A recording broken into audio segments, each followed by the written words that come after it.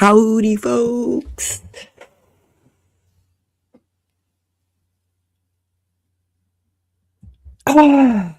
We are Sako and the Moon, and if you haven't met us before, we are two self-published horror authors who talk about craft and self-publishing and stuff like that. However, we are reviewing a movie today as recommended by Jenny Kiefer, who we interviewed on Friday. Great episode. Great episode. You go back and look at it. Yeah, I'm back now. I was typing a message. I was sending an email out. If you haven't watched the show before, Sako likes to just start the show while I'm talking. It was my idea. It's okay. And then you stopped talking, so I started talking. Well, because I was typing. I was sending a message. I was just doing the things. It's fine. But yeah, if you haven't seen the interview that we did with Jenny Kiefer, a lot of information. I'll put it in the cards. If you've liked this video, you can find it again. And if you subscribe to the channel, then you'll be able to see this stuff all the time.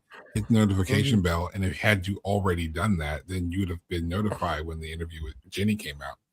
It's cool. It's up there. Go to the page and click lives and you'll see where we talked to Jenny Kiefer. Lots of information. If you're like, I don't know whether or not I want to go traditional or do I want to go? What do I want to do? Lots of information provided in that interview. Go back and watch it. Good morning, Amanda. I don't know about these beautiful people we keep talking about. There's a beautiful person. Good to see you guys. Good morning. Good morning. I think I put the movie in the description, so if you... I don't know if you did. I just also don't remember looking at it. I don't know. I closed the screen, so I can't see what it says anymore. I also closed the screen, so I can't see it. You did. It's the movie Slaxx. And I'll be honest with you. I had no intention of ever watching this movie. Nope, me either. None. I had zero intention of ever. It's the movie about killer pants. And that's how I've always known this movie. It's the movie about killer pants. This is before I fell in love with stupid movies. You know, the ones we were always talking about. Your Lavalantulas, your Lamageddons, your Velocipastors, your Sharknadoes, all of those really dumb movies that had zero intention of being good movies, which is kind of freeing, honestly, when you're not like really focused on trying to get the cinematography right and the color grading perfect and the actress delivering the lines perfectly. When you don't give a shit, it's so much more fun to do. So much more fun. And more fun to watch. It kind of is. If you're just bored, like I don't know how your weekend went, but there was a point in time where I was just saying back, I need to see. You've mentioned this movie to me before, Attack of the Killer Donuts. I need like a secondary show where I just start reviewing shit for dumb reasons because people gave me dumb movies. The Moon and his dumb reviews. Maybe that'll become a thing I do on my channel if I find time in my week. I don't have time in my week for the products I already have. If you do that, I would gladly co-host with you. Lovely. We'll talk. But as much as I love dumb movies now, like this was actually really good. This is actually a pretty good movie. I'm not even mad at it. There are pros and cons. I've learned that I have to start looking at dumb movies as dumb movies, with them with the intention of them being one of those movies where you have to do that. Because again, normally you like, oh, it's the movie about killer pants, and then you watch the movie and you realize, oh, this is actually about something deeper. It's not. It is, but it isn't. It is. There is a meta plot. There is like an overall message. There is a message. I always complain about this. There's not a message in this. But there is, and it's still a dumb movie, but a good one. I'll get into more details as we break down, going star by star. But yeah, there's a lot. There's actually more to this movie than I thought. I'm actually rather impressed. As I mentioned, this is of course a 4-star grading system where we judge it on theme, production, writing, and characterization. And each category, in order to get that star, has to meet some certain criteria based on these little sub categories. And I think I've babbled a lot enough. You ready to go Okay, with theme? shall we Let's get into begin. theme? Let's get into theme.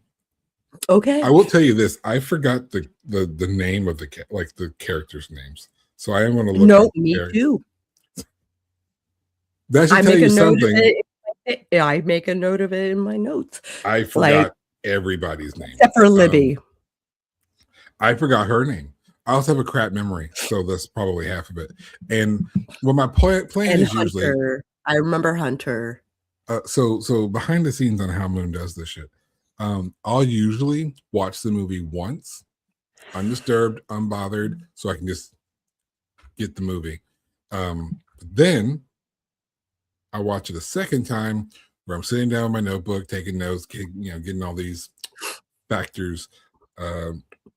I did not get a chance to watch it a second time, despite having the extra day yesterday. Not really an extra day as far as we're concerned, but like there was no school yesterday. It was a holiday. Mm-hmm. That's why you didn't get any mail. There was a holiday. But yeah, let's get into theme. Okay, so in theme, we have message, tone and mood, and backstory, trivia. I don't know. Yeah. Now, I will say this. This one actually seemingly had a message. And I think the message behind this one was about corporate greed and what people will do when they're drinking the corporate Kool-Aid, which I hate to say corporate Kool-Aid because it was actually Flavor Aid. It's a reference to Jonestown. It was Flavor Aid, not Kool-Aid. Don't judge the wrong company. It's one of those points of contention. Everyone talks about drinking the Kool-Aid. It wasn't actually Kool-Aid. It was Flavor Aid. This has nothing to do with the movie. But when people drink the corporate Kool-Aid, this sounds better. This is the kind of thing that you fall into, because a lot of what happens in this plot happens because of personal greed and corporate greed and this need to advance up a popular corporate ladder no matter what. Right? We have this character, this manager, Harold. Was it Harold? Was it Craig? Which one was? No, Harold was the big guy. Anyway, whoever the boss was. Whoever the boss was. I didn't get my notes review. Whoever the boss was, he wants to climb this corporate ladder so bad. This big popular company. This is like the Aeropostale of this universe, maybe American. Except Aeropostale likes its dark light. So I'm thinking more like the Gap or Apple. One of those types of companies. Lots of light, lots of color, lots of color. Which honestly, as we go into production, I'll talk about how I feel about the color in production. But I think that this is basically a message on the consequences of corporate greed, and they'll do anything for profits. They'll say anything for profits. And a lot of what boils down to in this movie is they aren't living up to the code that they, claim. And as a result of that, they it's just like, no, Flavor Aid is just as good. It's all about how much sugar you put in the container. It's fine. Flavor Aid is fine, and it's cheaper. Flavor Aid is fine, and it's cheaper. And here's another note from Black America: if it ain't cloudy, we don't want it. Why do we have issues with diabetes? That's why. And we're okay with it because we don't like nasty water flavored Kool-Aid. I digress. In this movie, it's just all about corporate greed, and you get to see that on display with how the pants were made, how they were being marketed, the dangers of this influencer culture, like people who do shows on YouTube. Like, what kind of people do that, right?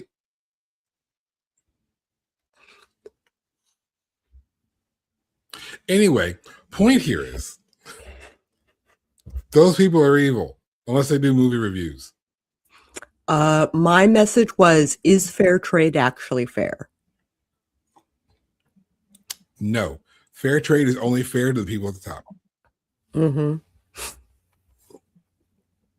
There's always going to be indentured servitude, child labor. They touch on all of that. So here's the thing, and this is not a political thing, it's a socio-economic thing. Yep. If you want anything of cheap prices or anything to be considered inexpensive, you have to understand there's a trade-off here.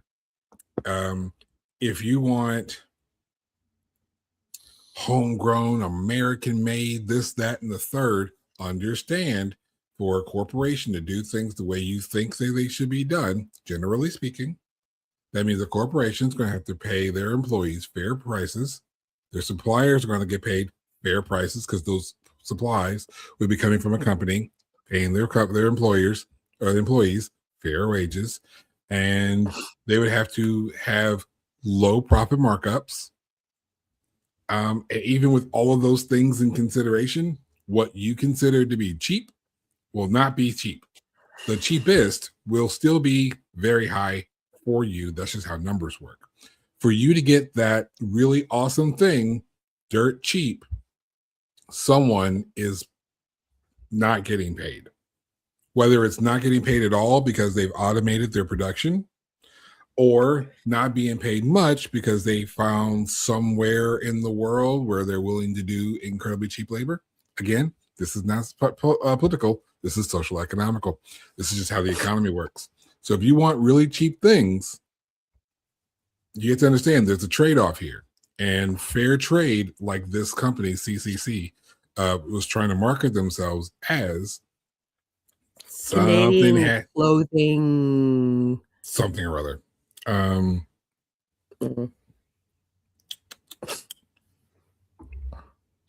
Canadian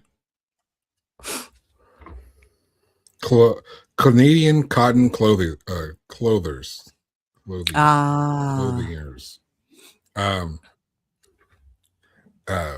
CCC. CCC. God bless Wikipedia. If you want something super, super cheap, it's going to have to come from cheap labor somewhere. That was shown in the beginning of this movie when you show like someone, they had like an experimental cotton field, and they had poor kids from, I think, India. Yeah, it was from India, who were picking the cotton in the fields and then supplying it to CCC. That's the movie. Don't get me on your political BS. That's how the movie starts. But that's the thing. If you want really fancy pants, or really realistically, they wanted higher margins. I think this actually got mentioned at some point during one of the rants in the course of this movie, where the pants cost like $2 to make, but they sell them for like $150. Companies get greedy, which is why I say that corporate greed's a problem. That's the message you get. It's because that's what it is. You get super cheap labor and cheap turnaround, and then it costs very little to make, and you charge really high prices for it. That gap in the middle is your profit margin. That's what goes to the company's pockets. So think about that the next time you pay a premium for a pair of pants that are somehow cheaper somewhere else.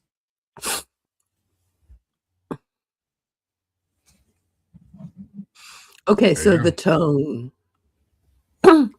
I thought it was bright and silly. It is bright and silly because it's really goofy. The way that they operate this store is fucking ridiculous. Each little color section is its own ecosystem. Anybody who has worked retail in a mall or in a big store like that, it is Traumatizing. like that. It's Like, triggering. Yeah. it's triggering. Yeah. But that's it. I mean, that's legit. Like, this is, if you've ever walked into one of those stores, there's always this joke that when I walked into Aeropostale, I couldn't breathe the air in there, which was funny because I joked about that one time, and then I walked into a random store with my friends, didn't realize where I'd worked. I realized I was actually having trouble breathing, looked around and realized I was in an Aeropostale. I was like, son of a bitch, get me the fuck out of here. Aeropostale, no thank you. I don't know why we were. I think we just dipped into that store for shits and gigs, and I think somebody wanted a t-shirt, and that was the first store that we walked past that had t-shirts. This is children. This is back in the day when malls had stores in them. Actively had stores in them. And what we would do, our parents would drop us off and we would just spend hours there. Mostly shopping, maybe trying stuff on, listening to the newest CD that was coming out. But we hung out in the food court or an arcade and then periodically went into stores. This is what we did for fun. We didn't have these in our pockets to talk to the guy standing next to us. I digress. Fucking kids. Okay, so as far as like not backstory but trivia, what you got? Just one is that 42 pairs of pants were animated in this movie. Because 42 is the greatest number. Not just because it's my age. The Hitchhiker's Guide to the Galaxy said it's the best number. Right. It is the answer to the universe and everything. Life, the universe, and everyday, and everything. The answer is pants. There you go. The answer is pants. So, considering we are judging it as a silly movie,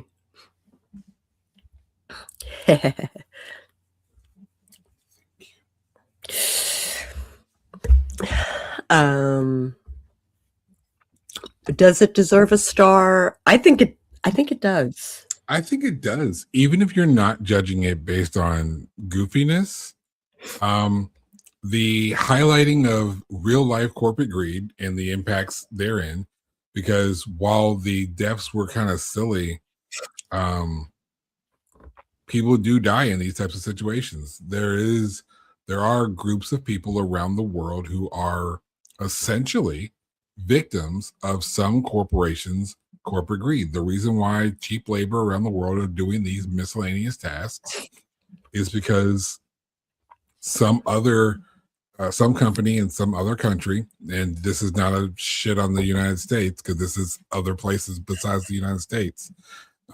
Most first world countries are equally as guilty of this. So this is not a fuck the US kind of thing, but we are also perpetrators of this. It's a real life message, and it's a really silly way of highlighting a real life problem. And I think if you can, in any medium, if you can tell discuss a real life tragedy or real life circumstance in a way that's fun and acceptable, then more people are going to receive it because it's fun and acceptable. They will later on figure it all out. Like the song Pumped Up Kicks. Just like that. Songs from back in a lot of songs have dark messages when you look into them, but they're fun songs. One of my favorites, and they are taken out of context all the time because a lot of people, because they're fun songs, so everyone just sings them, and then you eventually learn what they're about, and you're like, oh. But then you recontextualize the lyrics, and then you're like, wow. It's actually Okay. about corporate greed. Right. Or school shootings, because Pumped Up Kicks is about school shootings. There's a song, there's a lot, one of my favorites. It's not about an actual anything, but it's Miss Otis Regrets. It's the version done by Bette Midler. It's super fun, very upbeat. Go look it up real quick. Go. You're watching this on one device. Go find another device. Go listen to it real quick. Just pause this. Come back. Well, it's fine. Just come back. And then it's a really upbeat song. And listen to the lyrics. Not upbeat at all. It's wild. It's nothing to do with this movie, but it's wild. Point of that is, if you're able to do that, take something really dark and sad and tragic, and you can apply it in a means that's really like upbeat and acceptable, like palatable, I think you've done a great job. And to me, you're going to get a thumbs up, or I guess in this case, a star from me just for being able to pull that off. So yeah, even outside of that silliness context, I would be willing to give this a star. Cool beans. This is great coffee. Yeah, I'm in the same boat. It's great coffee. We need our own mugs. Because I keep looking at myself. I keep looking at myself, and I'm like, I'm gonna get this. I'm gonna do it. I'm gonna do it. Comment coffee mug. Let me. I will send money, and we will get mugs. We're gonna get mugs. I have them halfway designed. It's fine. It's cool. It's cool. It's fine. It's fine. It's fine. It's fine. They look good. Okay, so 1 star for theme. Let's Indeed. move on to production. Colorful as fuck. Or tumblers. Tumblers are an option. I like tumblers. Mm-hmm. No, the lid's on. I wasn't actually drinking anything. The cup's empty.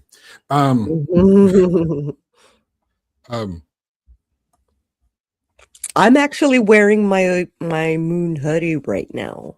Oh, which is hilarious because I'm not wearing Moon anything right now. They're all it's up there. It's all in the background. Yeah. Okay, so within you can get your own Moon stuff at DeWanO'Hearn.com. Y'all brought it up. I wasn't going to plug myself, but no. But here we are. Here we are. Okay, so within production, we have art direction, makeup and props, and cinematography. Mm-hmm. You already mentioned how brightly lit everything was. Apple, Gap. Very brightly lit. So many colors. Bright, vibrant colors, which is kind of their thing. They have like a signature set of colors with their cute little names, whatever. But on camera, looks amazing. And there's such a contrast between like the warehouse looking back room and the bright, colorful sales floor. I would have loved to have been on set just to see it live. It looks great. Okay, so I used to work in a mall. And yeah. I also worked at a Toys R Us. So the coworker and relationship with the manager and the general manager, the woman, yeah, that is like for real. And also the backstage,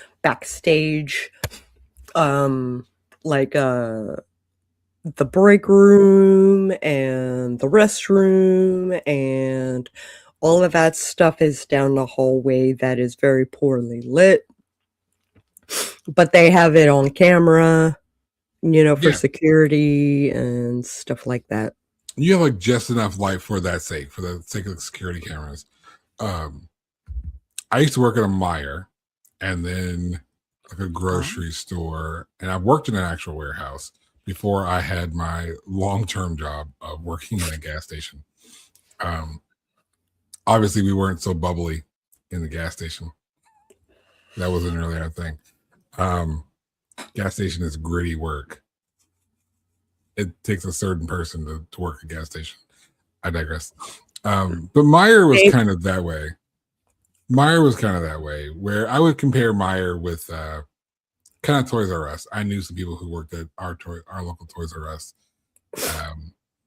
And I feel like that when you're in like that big box sort of retail environment, it's like smiles on your faces on the sales floor. God forbid, unless you're working night crew, which is awesome. Yeah. I actually work primarily overnight, but we still were open 24 hours. That's the difference. We were still open 24 hours, so we still had that. But places that closed, they didn't really deal with that as much. You were a lot more free. Mm-hmm. But I thought that the character interactions, which is more of a characterization thing, was accurate. Just the way the set was dressed, I was a huge fan. I love the colors because it really popped, which means it had to have an impact on the grading. Because these were not comparable colors as far as color grading is concerned. Like those greens under like a red filter or the reds under like a blue filter, none of these things would have lined up right unless you had that color grading flawless. The way they shot them, there was a couple of cut scenes. One of those cut scenes I remember had two characters that were basically in the same spot in the store, but they're still, the joke was they would constantly use their radios to talk to each other, even though they're basically within speaking distance. Right. So the scene is cut and it's like blatantly cut with a line in the middle, and then it fades off to reveal, which you knew it, and it wasn't hiding it. It just, because there's a picture in the background, right? So here's about cinematography. There's a big picture in the background, right? One of those big pictures of somebody's face. A big ad, yeah. And you see part of the picture in this square and the other part of the picture in this square, and they lined it up to where it's almost solid. So you can tell that they're practically right next to each other. But they Hold were, on. it was really... Hold on. You are roboting and frozen. Oh no, because I'm still moving to me. Okay. I don't know how to fix it because I'm not actually seeing a problem. Am I still doing it? Am I still frozen? You're not on this side? Oh, is it me? It might be, because you're still moving. I'm still seeing all the comments and I haven't stopped moving yet. Okay, well, I'll be right back. Okay. So anyway, so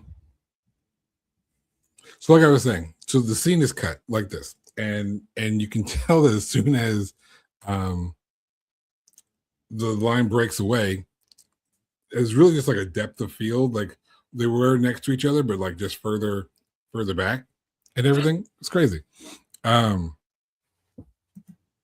Yeah, so fucking wild. But it was like just really, really good way of framing, and the camera shot was good, lining up to where the picture in the back was aligned the way it should be. I really appreciated all that work, because that's a shot you had to like really work to make sure that shot comes through the way you intend it. And so that is person placement, good lighting, camera placement, all that mattered. They put real effort into this goofy ass movie. This is not. Yes, they did. This is not. I would put it on Hollywood grade cinematography.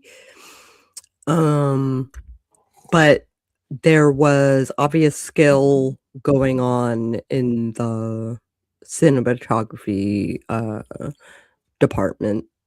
Yeah, this is a goofy story. There were very intentional shots. Yes. And that's what I think really stands out to both Sako and I. And Sako, you can correct me if I'm wrong. I'm not. But on the off chance, it's that intention that we see in the efforts, in the categories that we judge on. How intentional was this? Did you just happen to buy a good camera so this shit was clear? Did you just happen to have like a good actor to control? We can tell from the intention of things. Was it a group of people who just trying to get the movie done? Man, we can tell. Those who are paying attention can tell. She's a script writer. I'm a script writer. You know, we've seen this stuff. We understand the structure of it, and it matters to us the intention of those who are doing the job. And I think like Sako just said, what was done with this camera, the director of photography, was intentional. These ideas were intentional. The director of photography, the director of the film, this stuff was intentional.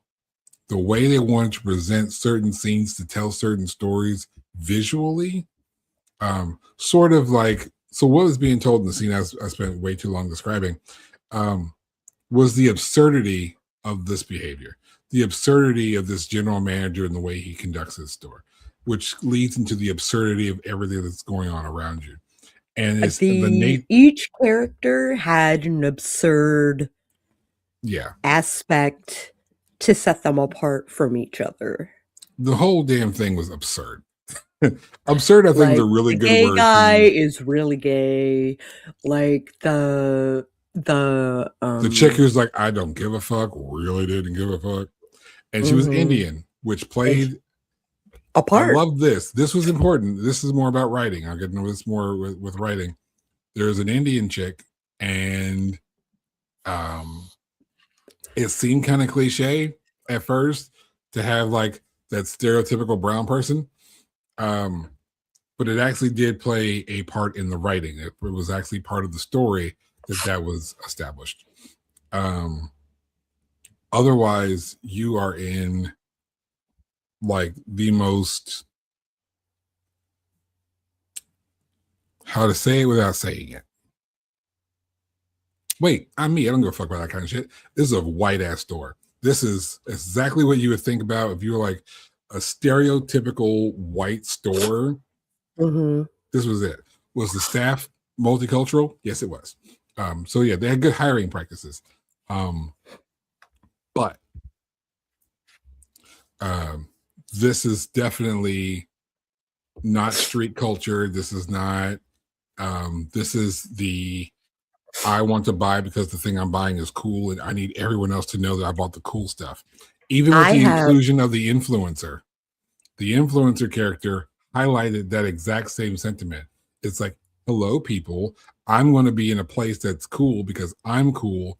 And I'm going to tell you to buy a thing that's cool because it's cool because I said it was and they said it was. So we say it was cool. Therefore, you must buy it because obviously it's cool.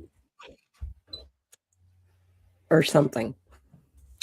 Or whatever. And that's kind of the way this I loved it though. I'm not mad at production at all. Because everything. Okay, so star for production. Absolutely. Everything was not just told in the writing and in the dialogue, but it was told visually. As absurd as this movie really is. Absurd. Okay, so let's move on to writing. The dialogue. We kind of mentioned it before, but most of it was done over headset. I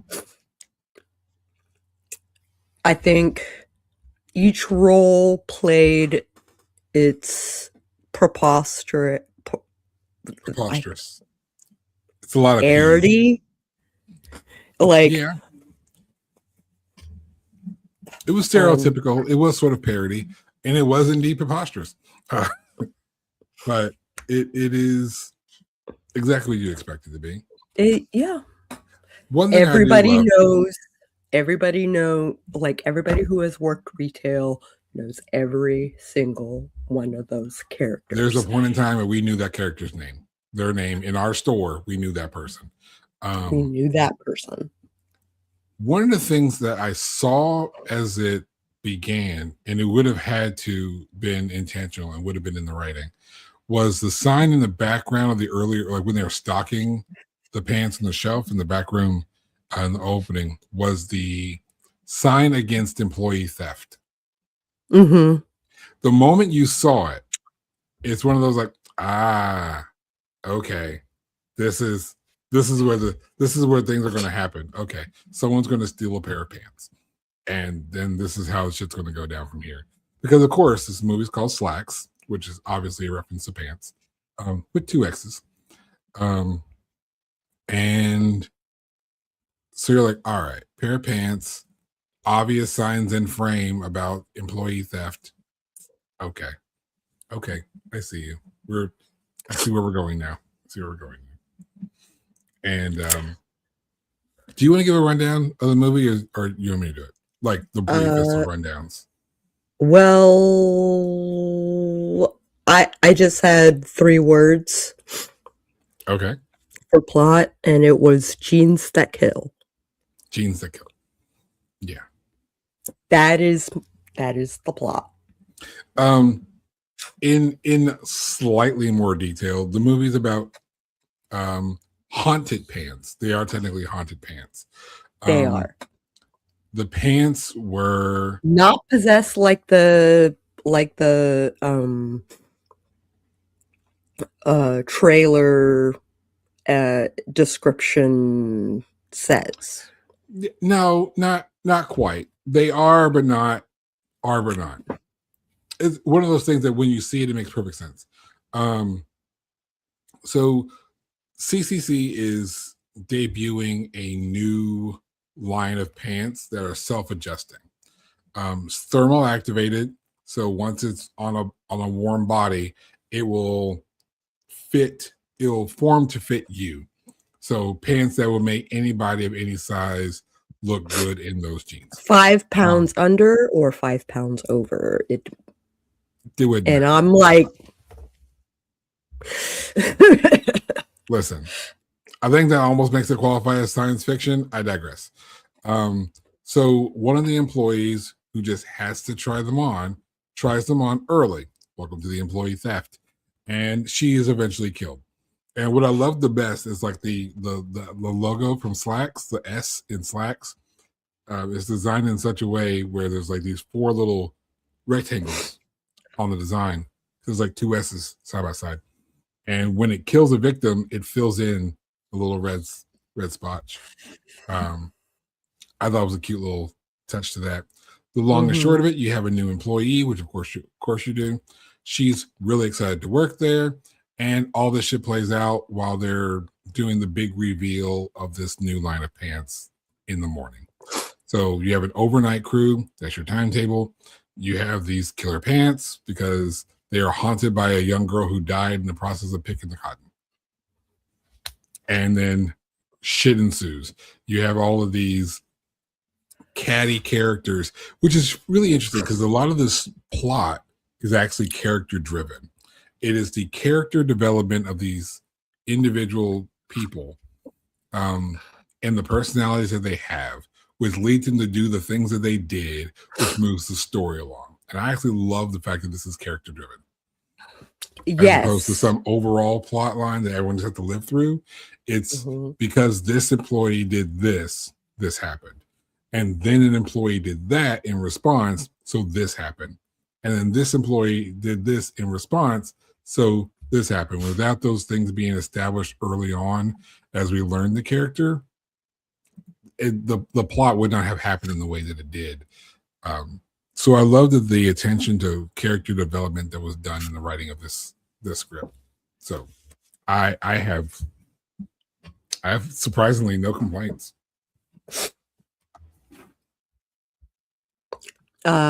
Pacing. Also, I forgot to mention in production the blood. Yes, I should just start asking you every time we have a movie that it contains blood. Like, how did you feel about the blood? That should just be a question that I ask you now. Sounds good to me. I thought the blood was pretty good for what it was. Like splattering on the walls, pooling on the floor. Both fresh and not fresh. And I thought I thought they handled it really well, and like they had a lot of it. There was a lot of it. There's and a lot. the genes drank the blood. Yeah, they did. Which I thought was hilarious. They did. I'm actually right. Like they were mimics. The pants were mimics. This was such a fun movie. I'm a little mad that I didn't watch this movie sooner. I watched it at 3:00 in the morning, and that was perfect.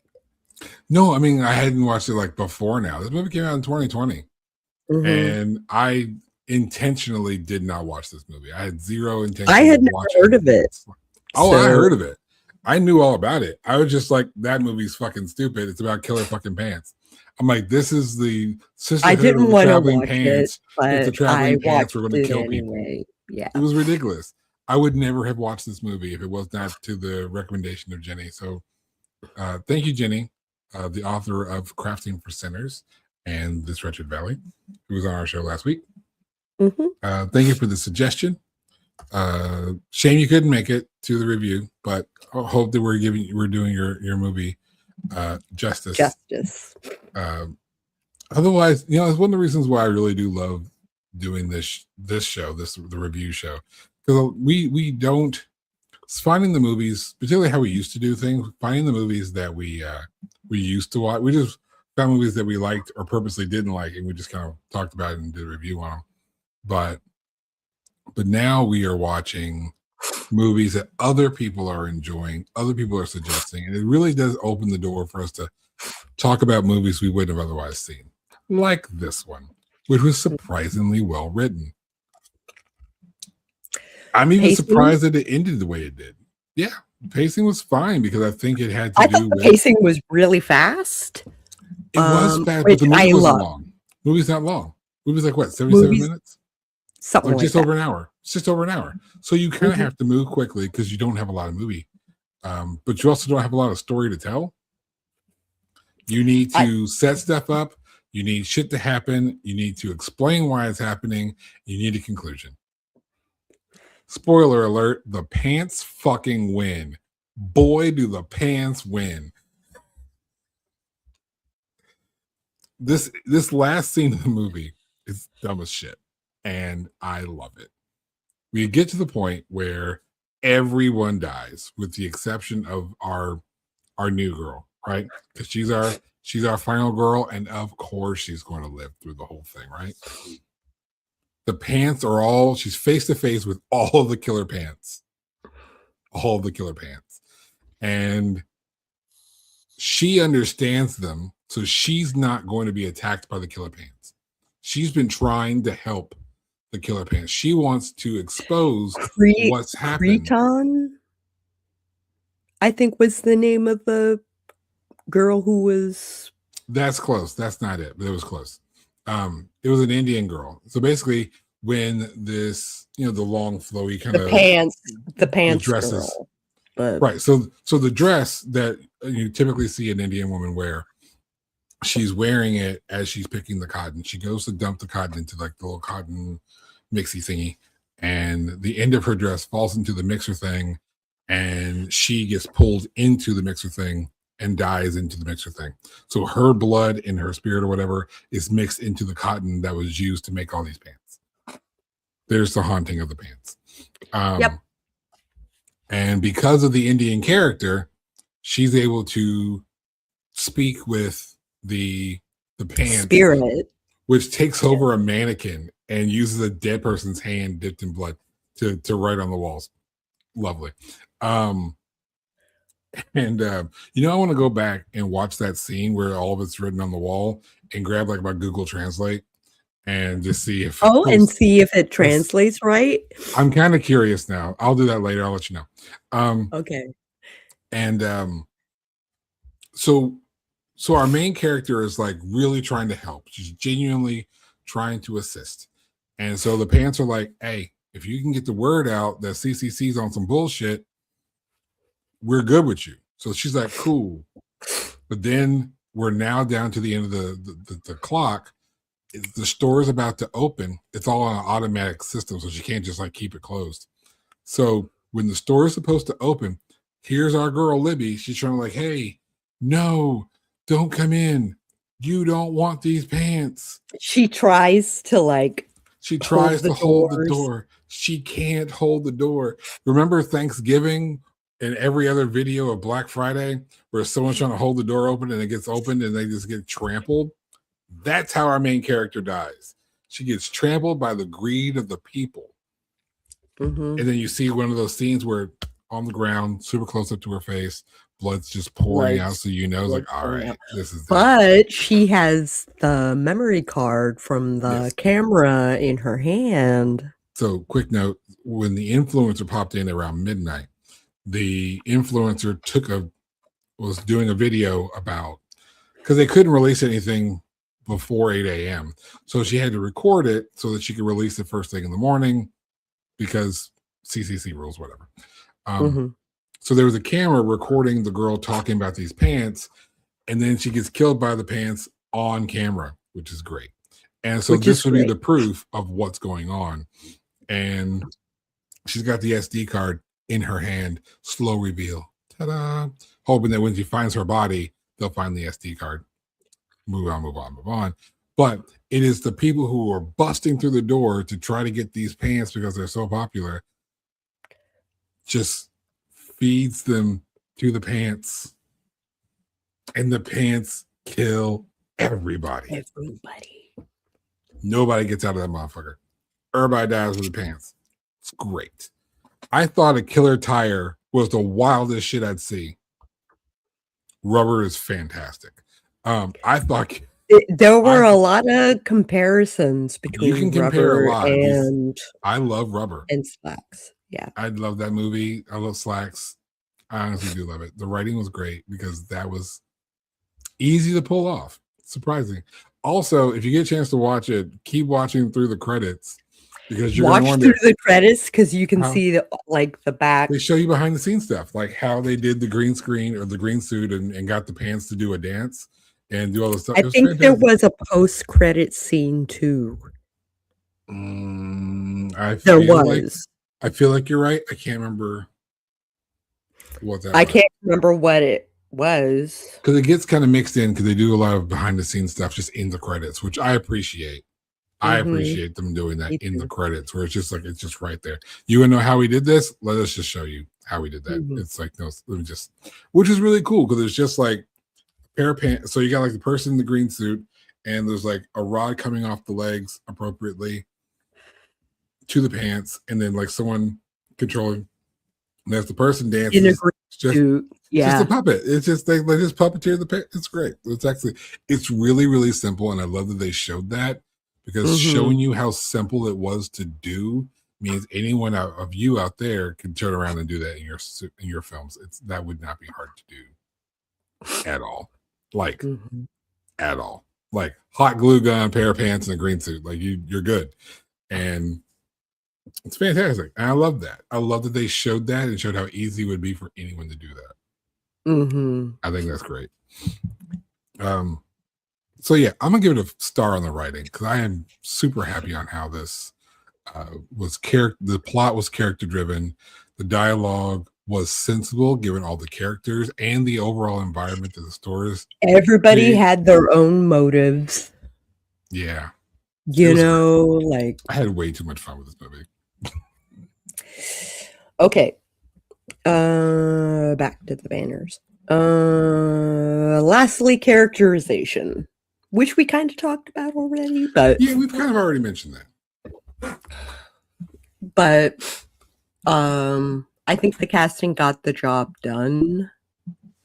We all know a person if you've worked retail. Can't remember most of the characters' names off the top of my head. Yeah, I can't remember any of their names. I couldn't remember our main characters' names, but their personalities stood out. Their personalities stood out. And I think that is a highlight to the acting and the casting, but also back to the writing where the character was developed well enough to where the important factor, because it wouldn't matter whether it was an Ashley or a Jenny or an Amanda or whoever. It doesn't matter what the person's name would be. It just matters the personality of this person, because that's what drove what happens in the plot. So the part that's supposed to stick with you stuck with you. The name is notwithstanding. They weren't forgettable characters. Oh, there was a post-credit scene. I remember what it was. It's like somebody was in a fitting room. Yes. And they come out of the fitting room. They're like, "Where's everybody?" And I had to sit back. I will say this. Someone, it was one of the staff. He's like, Yeah. I was gone for 5 minutes. Seemingly. I was like, who? Because I stayed through the whole thing. And I saw the scene. It just clicked to me. And I'm like, I don't remember when this guy walked away. I don't remember when he left. I think he left when the CEO popped up and was talking and stuff. I don't remember, because I feel like I have to watch it back. This is one of the reasons why I wanted to watch it again for a second time, was because I saw that scene and I'm like, I don't remember when this guy walked away. Which is wild, because normally you're like, okay, so you got A, B, C, D, E. All right, there's E, there's D, there's B and A, there's C. They show him during the pitch by the CEO. Yeah. But it's one of those, it's a character you genuinely lost track of. Because everything was happening and you absolutely lost track of this character. And then he pops up in this post-credit scene and you're like, where the fuck did you come from? Where did you come from? I'm watching it like, where did you where were I know that you were here because I recognize you. You don't seem out of place. So I know you were here. When did you leave? How did I forget you? Which had to be intentional. Certainly was. Clearly, because they filmed the scene of him coming back, like in the end. But that's wild. So I need to go back and figure out when he walked away. I like the meta plot, so the evolution of the story, of the characters, of the genes, and the Slaxx, if you will. The Slaxx, if you will. I thought it was really well done. This is a surprisingly good movie. Especially for the time limit. It's only a little it's a little over an hour. It's a little over an hour, and they packed in all kinds of stuff. I loved in the post-credits, or not post-credits, but in the credits, they show the Asian gay guy kind of like goofing off when he's murdered, which I thought was endearing and hilarious. The way they showed the bloopers and the behind the scenes of the like pants moving around, I just think it was just one of those movies where it's just like, let's show the cool stuff. Let's show the cool stuff. Let's show the cool stuff, and let's let you in on it. Let's bring you into the cool stuff. Like, I'm like, all right, I'm in. Like, I'm in for this whole thing. Like, I enjoyed that movie far more than I thought I would. It's one of the, and this is one of those experiences, and I will regret saying this. This is one of those experiences that will make me go back and watch movies that I purposely refuse to watch, because they might actually turn out to be good movies. I ran into that with Sinners. I had all faith in Sinners. Michael B. Jordan doesn't do bad movies. In my personal opinion, Michael B. Jordan is. I can't think of one bad movie with Michael B. Jordan in it. He got all kinds of rewards for playing the twins. He did that very well. He was able to do those personalities separately. We've already done a but anyway, go back and watch that. Yeah, we reviewed that 2-3 weeks ago. Go into our lives and check it out. Someone will use that against me when it comes to Twilight. I can already tell. Riff tracks. So watch it with riff tracks, and don't press your luck. Don't press your luck. But I did mention vampire movies for one reason. The invitation has been sent. The invitation has been accepted. The date is known. February 4th. 7 p.m. Eastern. 7 p.m. on Podbean. Vamp Chat is returning for their 4th season. And their guest on the first episode of season 4. None other. Sako and the Moon. They said they were going to bring us on the show. They said they wanted us back on the show or on the show for the first time. We'll be there. Just a couple weeks. Like they said when they were here, you can listen to the show on like any platform, like the day after it airs. So like on that Thursday, the 5th. But it'll be a lot more fun if you're there in the chat to interact with us. So my suggestion would be go ahead and download the Podbean app. Find Vamp Chat with Dan and Eva, and you're going to want to do it the next couple of weeks because and follow Vamp Chat. Absolutely. And then and when you follow, it will send you notifications when that show goes on. And you'll know when we're there, and we'll be there on Podbean on that Wednesday, 7 p.m. on February the 4th, the return of Vamp Chat. We'll get asked those 4 vampy questions, which I have to go back and listen to so I can prepare for them. Because I can't wait. I think I can do it off the top of my head, which is funny because that is a reversal of roles. Yes. We're the guests. I like being the guest on people's shows. This is fun. It's fun. But yeah, they were on our show this season very early. They were on the show twice. They were on the show twice. Total. Once this season, once last season. And then now they're returning the favor. And if you go back and can sit through the 1 hour 50 minutes of their episode, there's a lot of projects. Oh my gosh, it's so worth it. It is. It's almost 2 hours, but it's a worthy so 2 hours to watch. It's a worthy 2 hours. There's a lot of stuff that we kind of like planned to do for 26 and 27. So you might want to go ahead and be listening to Vamp Chat so that you can get a feel of what Sako and the Moon horror podcast and Vamp Chat with Dan and Eva will be working on in the next, I would say, almost 2 years. Because I feel like the projects that we talked about was going to take a little bit longer. About 2 years, yeah. But there's going to be some other stuff that it's going to be a good time. The show is we done can find more hours in the day. I feel like it'd be less than 2 years, but 24 hours is only 24 hours. We got a lot of shit. Sako's doing a lot of things. I'm doing a lot of things. Dan and Eva do a lot of things. They've got a lot of traveling that they do. So, but trust me, the 4 of us together apparently is a thing. It's a good thing. It's a problem. It's a good problem to have.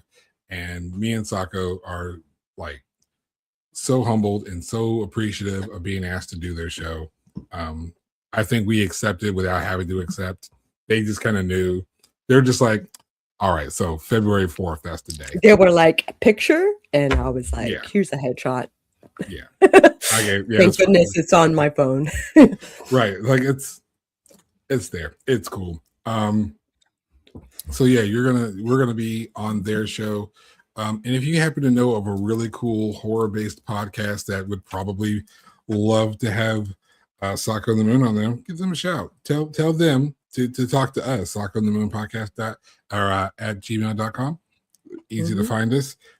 Find one of the videos and tag them in it. We don't care. And if they're cool enough, we'll have them on our show. We don't give a damn. We're an interview show now. This is what we do. I guess so. Ain't that some shit? Ain't that some crazy shit? Right? So characterization, I say we give it a star. Absolutely. Oh my gosh. You see how I weaseled my way into that segue? See how I did that? I know we are at the end of the show, but I'm going to leave you to entertain the masses while I go AFK for a second. Okay. So we're at the end of the show. And here's the fun part about being at the end of the show while Sako's running away. I don't have the control.